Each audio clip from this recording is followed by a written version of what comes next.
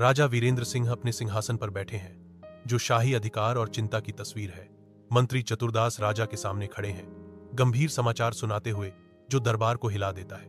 महाराज, सीमा के पास दुश्मन सैनिकों की गतिविधियां हो रही हैं। राजा वीरेंद्र सिंह अपने सिंहासन से उठते हैं। उनका आदेश हॉल में गूंजता है, सैनिकों, खुद को तैयार करो, हमें अपने राज्य की रक्षा के लिए तैयार रहना चाहिए। शांत महल उद्यान में रानी पद्मिनी राजा के पास आती है। उनकी चिंता शांत दृश्य पर एक छाया डालती है। मुझे युद्ध की चिंता है, क्या इससे बचने का कोई उपाय है? वह पूछती है। उसकी आवाज पक्षियों की मधुर चहचहाट के बीच मुश्किल से ही सुनाई देती है।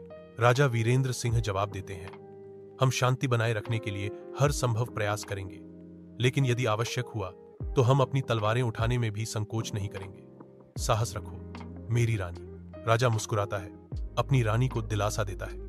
उनका प्यार और समझ स्पष्ट है, क्योंकि वे एक साथ युद्ध के खतरे का सामना करते हैं, शांति बनाए रखने का प्रयास करते हैं। युद्ध का मैदान तबाह हो जाता है जब दुश्मन सैनिक एक भयंकर हमला करते हैं, जिसका सामना राजा वीरेंद्र सिंह और उनकी सेना अटूट साहस के साथ करते हैं। सैनिकों, डटे रहो, साहस हमारी ढाल और एकता हमारी तलवार बने।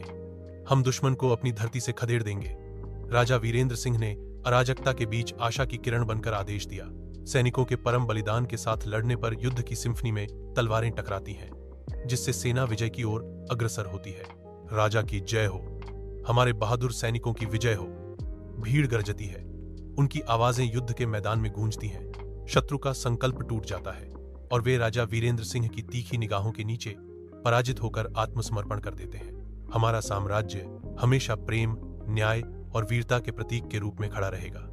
राजा वीरेंद्र सिंह ने घोषणा की। उनकी आवाज विजय और आशा के साथ गूंज रही थी।